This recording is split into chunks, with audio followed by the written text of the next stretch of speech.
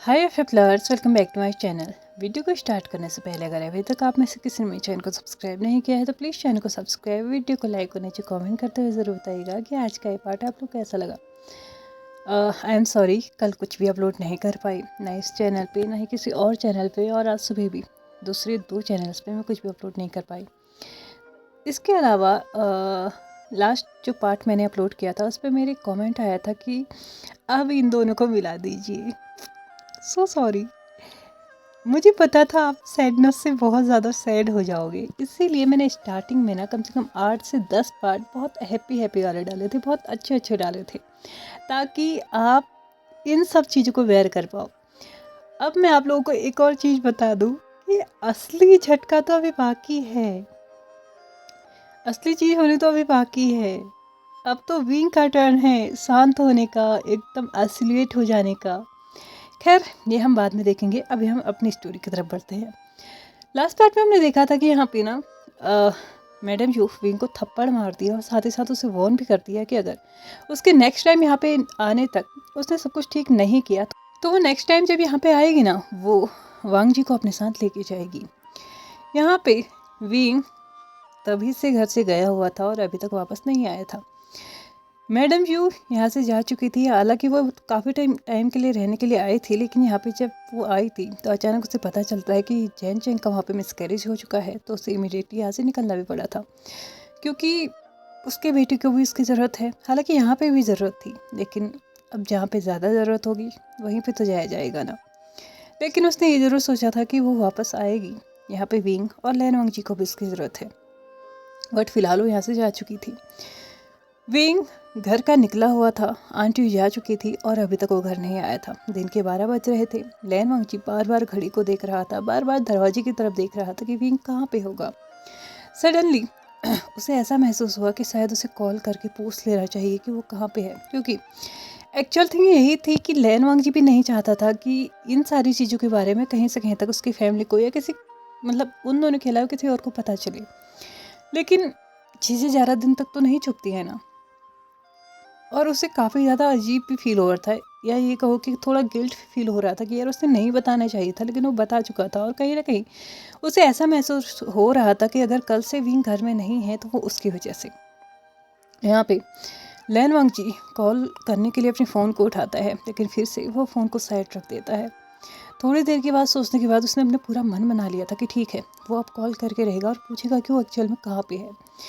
लेकिन जब तक वो अपना फ़ोन हाथ में लेता तब तक उसका फ़ोन फिर खुद वाइब्रेट कर चुका था। उसने फ़ोन में कॉलर आईडी देखी तो वो वैन किंग की थी। उसने कॉल उठाया तो यहाँ पे वैन किंग उसको बोलती है, कहाँ हो तुम, क्या तुम्हें याद है कि आज तुम्हारे चेकअप होना है।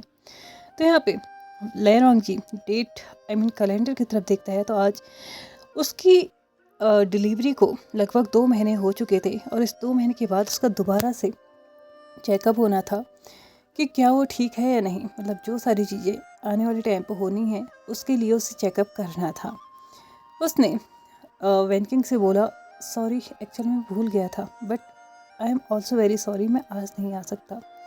यहाँ पे वैनकिंग लैनवांग जी से बोलती है, क्या हुआ है, कुछ हुआ है क्या।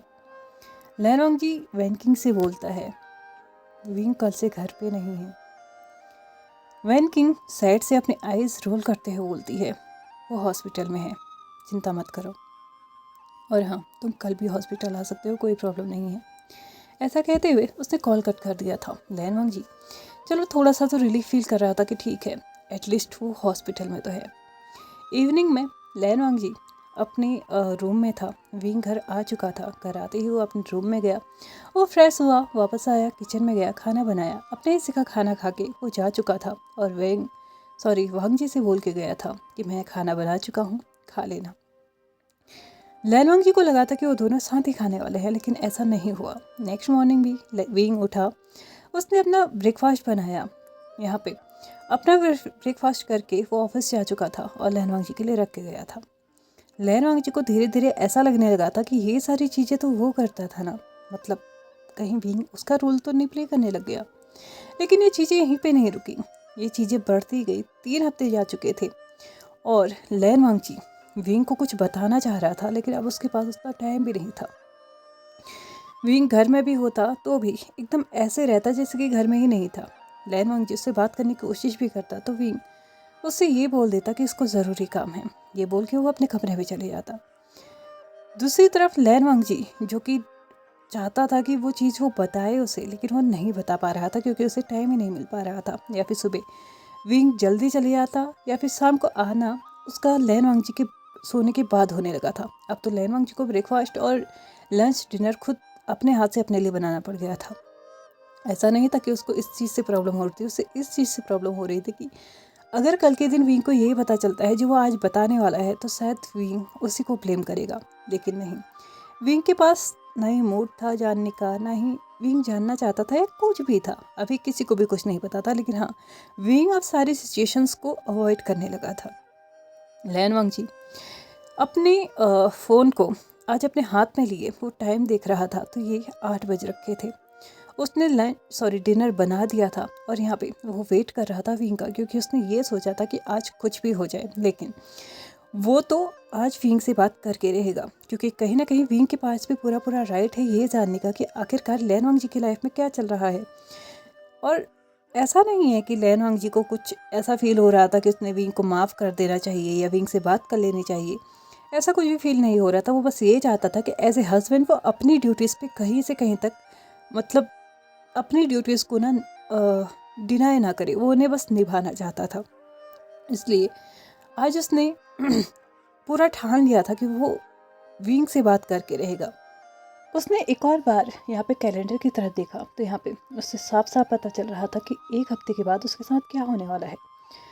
और इस 1 हफ्ते में भी अगर वो विंग को नहीं बता पाया ना तो यहाँ पे एक तो जो उसके साथ होगा उसके लिए वो खुद बहुत ज़्यादा पछता रहा होगा। ऊपर से शायद विंग भी इस गिल्ट में हो सकता है लाइफ टाइम, या फिर विंग उसको ही ब्लेम करे जो कुछ भी था। आज उसने ठान लिया था। लियान वांग जी जो कि इम्पेशेंटली आज विंग का वेट कर रहा था, बट उसे विंग का इंतज़ार शायद करना ही रह जाएगा, क्योंकि अगले ही पल लियान वांग जी के फ़ोन में वीप होता है। 3 से 4 नोटिफिकेशंस वहाँ पे आए थे। यहाँ पे जैसे ही उसने फ़ोन को खोल के देखा तो वो वैन किंग के एंड से थे। वैन किंग ने यहाँ पे लियान वांग जी ने उन नोटिफिकेशंस को ऑन करके देखा तो कुछ पिक्चर्स थी जो कि उसने डाउनलोड पे लगा दिया था और नीचे से एक मैसेज था, ये देखो, जिसके लिए तुम इतना वरिड हो रहे हो मुझे नहीं लगता कि तुम्हें इतना वरिड होना भी चाहिए। तब तक ऊपर के जो फोटोज़ थी ना वो डाउनलोड हो चुकी थी। और जैसे ही लियान वांग जी ने उन फोटोज़ को देखा ना उसकी तो पूरी दुनिया ही हिल चुकी थी। उसे ऐसे लगने लगा था जैसे कि वो यहाँ पे उस इंसान के लिए मरे जा रहा है, उसकी चिंता किए जा रहा है। इतने टाइम से वो जो साइलेंट हो रखा है जिसकी वजह से मतलब उसे ऐसा लग रहा था कि एक वजह लियान वांग जी है विंग की ऐसी कंडीशन के लिए, लेकिन विंग तो यहाँ पे एक अलग ही दुनिया में है। हाँ, जो फोटोज़ लियान वांग जी के पास आई थी वो विंग और वांग लिंगजाओ की थी, जो कि उनके हॉस्पिटल के पास की ही थी। एक रेस्टोरेंट के अंदर दोनों ही बैठे हुए थे। पहले तो वांग लिंगजाओ ने विंग के हाथ के ऊपर अपना हाथ रखा था, दूसरे में विंग भी वांग लिंगजाओ के हाथ के ऊपर अपना हाथ रखने वाला था और तीसरे में उसने हाथ रख भी दिया था। ये सारी 13 फोटोज़ वैन किंग ने लियान वांग जी को भेजी थी, जो कि विंग और वांग लिंगजाओ की थी। ये देखते ही वांग जी का तो गुस्सा 7वें आसमान पे था। उसका गुस्सा इस वक्त आंखों के जरिए बाहर निकल रहा था, उसके आंसू के जरिए बाहर निकल रहा था। लियान वांग जी अपने मन ही मन में ये सोचने लगा था कि सच में वो विंग को एक चांस तो क्या देना तो दूर की बात, उसके बारे में सोच भी नहीं सकता। वो यहाँ पे इस बात से चिंतित है कि इसकी स्थिति ऐसे कैसे हो गई, क्या उसे कुछ करना चाहिए, क्या विंग के लिए उसे कुछ करना चाहिए, विंग को ऐसे साइलेंट जोन से बाहर निकालना चाहिए। कुछ भी करके वो उस चीज़ को ना सॉल्व करना चाह रहा था। लेकिन यहाँ पे तो विंग उसे तो याद ही नहीं है कि घर में उसका कोई हस्बैंड भी है। वांग लिंगजाओ अपने आप से ही बोलता है, तो ये रीज़न था जल्दी जाने का और घर वापस आने का, लेट वापस आने का। तुम तो ये भी भूल गए कि एटलीस्ट अब तुम एक बाप हो। कोई बात नहीं, मुझे नहीं लगता कि तुम्हारे पास अब कोई और अधिकार होने चाहिए। ये कह के लियान वांग जी फ़ोन को साइड रख देता है। लेन युआन को वी युआन को अपनी गोद में लेता है और उसके बाद वो उसको थपथपा के सुलाना स्टार्ट करता है। खाने का मूड उसका बिल्कुल भी नहीं था, तो वो कमरे में ऐसे ही सो चुका था। दूसरी तरफ से विंग घर में एंटर करता है तो यहाँ पे पूरे घर की लाइट्स ऑफ थी। वो थोड़ा सा कंफ्यूज हुआ, लेकिन उसने अपने कंफ्यूजन को दूर किया, लाइट्स ऑन की और यहाँ पे डाइनिंग टेबल पे देखा तो यहाँ पे खाना लगा हुआ था। उसने थोड़ा कंफ्यूज लुक के साथ उन सब चीज़ों को भी देखा, क्योंकि और दिन लैनोंग जी अपना खाना खा चुका होता था। ऑफ कोर्स रात के 11 बज चुके थे और इस टाइम तक लैनोंग जी का भूखा रहना सही भी नहीं था, क्योंकि वो ऑलमोस्ट 3 मंथ्स, मतलब एक ऐसा इंसान था जिसको 3 महीने हुए थे अभी डिलीवर किए हुए, तो ऑफ कोर्स उसे खाना ज़रूरी था। नेक्स्ट मॉर्निंग लैनोंग जी ऑफिस का काम छोड़ के सबसे पहले कहीं चले गया था। उसने कुछ पेपर्स रेडी किए थे, साथ ही साथ अब वो उन चीज़ों के लिए भी रेडी हो रहा था जो कि 1 हफ्ते के बाद उसके साथ होने वाली थी। वो वैनकिंग से भी मिला था। यहाँ पे वैनकिंग लैनवंग जी से पूछती है कि क्या तुमने उसे बताया, तो यहाँ पे लैनवंग जी गुस्से से बोलता है, मुझे नहीं लगता कि उसे कुछ भी जानना चाहिए। मुझे नहीं लगता कि उसे कोई फ़र्क भी पड़ेगा कि मैं उसकी लाइफ में रहूँ या ना रहूँ। अब यहाँ पे ये जानने का टाइम आ चुका है कि एक्चुअल में 1 हफ्ते के बाद क्या होने वाला है। 1 हफ्ते के बाद लैनवंग जी की फिर से सर्जरी होने वाली है। लैनवंग जी जब अपने डेली रूटीन चेकअप के लिए हॉस्पिटल जाता था ना, बेबी जब उसकी वॉर्म पे था, तो वो तब जब जाता था वहाँ पे तो वैनकिंग को कुछ सस्पिशियस सा लगा था। उसने कुछ एक्स्ट्रा टेस्ट करवाए थे, अल्ट्रासाउंड्स कराए थे, जिसमें उसको ये पता चला था कि उसकी किडनी जो है ना वो थोड़ी थोड़ी इन्फेक्टेड हो रही है। उस वक्त उसने बेबी को अबॉर्शन के लिए बोला था, लेकिन यहाँ पे लैनवांग जी इस बात के लिए नहीं माना। वैनकिंग ने लैनवांग जी को बहुत समझाया था, क्योंकि इस स्थिति में लैनवांग जी का बच पाना या फिर बच्चे का बच पाना बहुत ज़्यादा मुश्किल था। लेकिन लैनवांग जी ने उसको ये बोला था कि कुछ भी हो जाए बच्चे को बचाना है और मैं बेबी को डिलीवर करूँगा। वैनकिंग ने इस चीज़ को ध्यान में रखते हुए लैनवांग जी को बहुत ही सिक्योरली हैंडल किया था, बहुत ही केयर के साथ। और साथ ही साथ उसने यहाँ पे ये भी बताया था कि फ़िलहाल तो डिलीवरी के टाइम पे इतना कुछ नहीं होगा, वो पूरा ध्यान रखेगी, क्योंकि ऑपरेशन ही होना है तो वो इस चीज़ को अभी तो संभाल सकती है, लेकिन 3 महीने के बाद जब वो इस ऑपरेशन से रिकवर हो जाएगा तब जाके वो दूसरा ऑपरेशन करेंगे, जहाँ पे उसका किडनी निकालना भी पड़ सकता है। ज़्यादा इन्फेक्शन फैल चुका होगा तो किडनी निकालना ही पड़ेगा, और हो सकता है कि वो एक किडनी के साथ जिए भी और हो सकता है कि ना भी जिए, क्योंकि सेकंड किडनी की भी कोई ज़्यादा अच्छी स्थिति नहीं थी। लेकिन हाँ, उसको मतलब किया जा सकता था ठीक। बट यहाँ पे लैनवांग जी फिलहाल इस चीज़ के लिए जोर दे रहा था कि बेबी कुछ भी हो जाए, बेबी को कुछ नहीं होना चाहिए। 2 महीने के बाद, यानी कि जब युआन 2 महीने का हो चुका था, उसका एक और टेस्ट हुआ था जिसमें ये क्लियर हो चुका था कि वो ऑपरेशन के लिए बिल्कुल तैयार है। लेकिन यहाँ पे अभी भी ये पूरी तरीके से नहीं कहा गया था कि किडनी निकाली जाएगी या फिर उसको ठीक किया जाएगा। उसकी जो इन्फेक्टेड एरिया है उसको निकाला जाएगा, उससे नहीं पता था, क्योंकि यहाँ पे वैनकिंग का क्लियरली ये कहना था कि कट ओपन करने के बाद ही हमें पता चल पाएगा कि एक्चुअल में कैसे सिचुएशन है। लेकिन हाँ, सिचुएशन शायद उस वक्त और भी ज़्यादा क्रिटिकल हो सकती है, तो प्लीज़ तुम्हें अपने हस्बैंड को बता देना चाहिए। यहाँ पे लैनवांग जी ने जब 1 महीना हो चुका था ना उसकी डिलीवरी को, तब वो फिर से चेकअप के लिए गया था और उस दिन उसने वैनकिंग को सब कुछ बता दिया था, जो भी उसके और विंग के बीच में हुआ था, जो भी विंग और वांग निंजाओ के बीच में हुआ था, उनके घर में हुआ था, जो कुछ भी था सब कुछ उसने बता दिया था। और यहाँ से वैनकिंग भी विंग को ना थोड़ा वियर्डली ही देखने लगी थी, क्योंकि उसने जब से विंग को देखा था ना, उसने एक चेयरफुल पर्सन की तरह उसको देखा था, लेकिन उसने कभी ये उम्मीद नहीं की थी कि विंग भी ऐसा कुछ कर सकता है। एक्स्ट्रा मैरिटल अफेयर, ये उसने कभी भी उम्मीद नहीं की थी, क्योंकि विंग का नेचर यही था। विंग ऑफिस भी आता था, हॉस्पिटल भी आता था ना, तो अपने हस्बैंड की ऐसे ऐसे तारीफ़ों की पुल बांटता था कि किसी को उम्मीद ही नहीं होगी कि विंग ऐसी हरकत भी कर सकता है। और उस दिन से ना वैनकिंग का विंग को ट्रीट करने का थोड़ा तरीका भी चेंज हो चुका था, क्योंकि उसके अकॉर्डिंग विंग ने बहुत गलत किया था। हालांकि इन दिनों वो भी अच्छे से देख रही थी कि विंग हॉस्पिटल में भी ना थोड़ा वियर्ड बिहेव करने लगा है, वो एकदम शांत रहने लगा है, किसी से मजाक मस्ती नहीं करता। जबकि पहले चाहे कैसी भी सिचुएशन थी, उसने कभी किसी को ये नहीं पता लगने दिया कि एक्चुअल में उनकी फैमिली में चल क्या रहा है, उनके परिवार में क्या चल रहा है, घर के अंदर क्या चल रहा है, उसके हस्बैंड के साथ उसके कैसे रिलेशनशिप्स हैं। लेकिन अब तो हर कोई ये देख पा रहा था कि विंग कुछ ना कुछ टेंशन में तो ज़रूर है। लेकिन लैन वांग जी के साथ जो कुछ भी उसने किया था वो माफ़ी के काबिल तो नहीं था, और उसके ऊपर भी, उसके बावजूद भी, यहाँ पे उसका बेबी हो जाने के बावजूद भी, आंट ह्यू की वार्निंग देने के बावजूद भी वो वांग लिंगयाओ से मिल रहा है।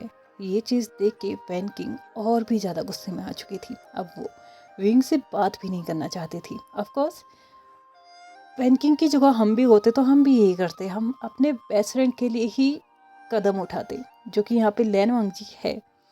और लैन वांग जी के साथ कहीं ना कहीं गलत भी हुआ है। हालांकि स्टोरी अभी हम पूरी नहीं जानते हैं, लेकिन गलत तो उसके साथ हुआ है ना। विंग ने एक एक्स्ट्रा मैरिटल अफेयर तो उसके मतलब ऐसा कदम तो उठाया ही है। चलो ठीक है, एक पल के लिए तब जो हुआ सो हुआ, लेकिन अब तो उसे ये सब कुछ छोड़ देना चाहिए था। वो प्रेग्नेंट थी, अभी तक उसकी डिलीवरी भी हो चुकी होगी, जो कुछ भी है बच्चे की रिस्पॉन्सिबिलिटी रही, लेकिन अब उससे मिलना, जैसे कि उसने ऑलरेडी ये चीज़ यहाँ पे बता दी थी कि उन दोनों के बीच में कॉन्ट्रैक्ट हुआ है, तो उस कॉन्ट्रैक्ट में क्लियरली ये भी तो बोला गया था कि 9 महीने के बाद ना उसके साथ कोई रिश्ता रहेगा, नहीं बच्चे के साथ कोई रिश्ता रहेगा। तो वो अभी उससे क्यों मिल रहा है? तो यहाँ पे तो सिर्फ एक ही चीज़ समझ में आती है कि विंग कहीं ना कुछ गलत कर रहा है फिलहाल के लिए। दिन निकलते जा रहे थे, लैन वांग जी के ऑपरेशन के दिन यहाँ पे नज़दीक आते जा रहे थे, और फाइनली वो दिन भी आ चुका था जब लैन वांग जी का यहाँ पे ऑपरेशन होना था। लैन वांग जी अपने बेबी को कैरी किए हुए हॉस्पिटल की तरफ जा रहा था। हालांकि उससे कुछ वीकनेस नहीं थी, कुछ भी नहीं था, बस ऑपरेशन होना था, जिसके लिए वो अपने बेबी को लेके यहाँ से जा रहा था। जाते हुए वो एक लेटर लिख के गया था जो कि विंग के नाम पे था, जिसमें सिर्फ इतना लिखा हुआ था कि आज मेरा ऑपरेशन है, तुम चाहो तो उसका एक पार्ट बन सकते हो, नहीं चाहो तो कोई बात नहीं, तुम मेरी लाइफ से ऑलरेडी जा चुके हो, मुझे कोई दुख नहीं होगा अगर मैं अब तुम्हारी लाइफ से निकल जाऊँ तो। बस इतना ही लिखा था, और ये विंग के कमरे में रखा हुआ था। और इन 1 साल में पहली बार लैन वांग जी ने उस कमरे में कदम रखा था। उसने वहाँ पे कुछ ज़्यादा चीज़ें अवयव नहीं की, बस लेटर को रखा और वो बाहर आ गया। विंग जो कि वॉशरूम में था और उसे हॉस्पिटल भी जल्दी जाना था, तो वो वॉशरूम से बाहर आया, वो तैयार हुआ और सीधे हॉस्पिटल के लिए निकल गया। उसका ध्यान किसी और चीज़ पे रहा ही नहीं। हालांकि जब वो कमरे से बाहर आया था तो उसे थोड़ा वियर्ड लगा था, क्योंकि ये टाइम युआन का रोने का था, चिल्लाने का था। ऑफ कोर्स ये सुबह का टाइम था तो युआन उठ जाता था, कुछ घंटों के लिए तो युआन उठा ही रहता था, लेकिन आज उसे युआन के रोने की आवाज़ नहीं आ रही थी। उसने चुपके से लैन वांग जी के कमरे की तरफ देखा तो वहाँ पे कोई भी नहीं था। उसे ऐसा लगा कि शायद लैन वांग जी युआन को लेके कहीं गया होगा, और वो अपने हॉस्पिटल की तरफ निकल गया। दूसरी तरफ लैन वांग जी हॉस्पिटल पहुंच चुका था। उसने बेबी को वैन किंग को दे दिया था। वैन किंग बेबी को अपने ब्रदर यानी कि वैनिंग को दे चुकी थी और उसका ध्यान रखने के लिए बोल चुकी थी। यहाँ पे लैन वांग जी के कुछ टेस्ट हो रहे थे। रिसेप्शनिस्ट लैन वांग जी को यहाँ पे ऑलरेडी देख चुकी थी। जैसे ही विंग एंटर किया तो उसने विंग से पूछा, सर आपके हस्बैंड यहाँ पे हैं तो आप उनके साथ क्यों नहीं आए? विंग को थोड़ा सा वियर्ड लगा कि आखिरकार ये कैसे हो सकता है। क्या अभी भी लैन वांग जी के कोई चेकअप्स चल रहे हैं? दूसरी तरफ लैन वांग जी के सारे चेकअप जितने भी होने थे, बीपी, शुगर, ये सारी चीज़ें जितनी भी होनी थी ना, ये सारी चीज़ें हो चुकी थी और ऑलमोस्ट उसे ऑपरेशन के लिए तैयार किया जाना था। लैन वांग जी को लग रहा था कि शायद विंग ने उसका लेटर पढ़ लिया होगा और कहीं ना कहीं वो उसकी तरफ बढ़ रहा होगा। लेकिन यहाँ पे उसकी उम्मीद तो और भी ज़्यादा टूटते जा रही थी। जब वक्त निकलते जा रहा था उसे स्ट्रेचर पर लिटा दिया गया था, उसे ऑपरेशन रूम की तरफ भी बढ़ा दिया गया था, लेकिन विंग अभी तक नहीं आया था।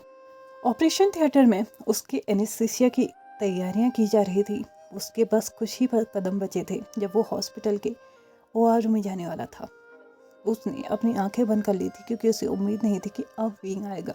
लेकिन सडनली उसके स्ट्रेचर को रोक दिया जाता है और विंग लैन वांग जी की तरफ अपने हाथों को बढ़ाते हुए उसके चीक्स को अपने हाथों में लेते हुए बोलता है, ये क्या है? तुम ये क्या करने जा रहे हो? क्या हुआ है तुम्हारे साथ? तुम इस तरह से दोबारा से OR में क्यों जा रहे हो? क्यों तुम्हारे साथ होने वाली चीजें मुझे पहले पता नहीं चलती हैं? क्या मेरे पास इतना भी राइट नहीं था? लैन वांग जी अपनी आइज़ को क्लोज करता है। वैन किंग को इशारा करता है।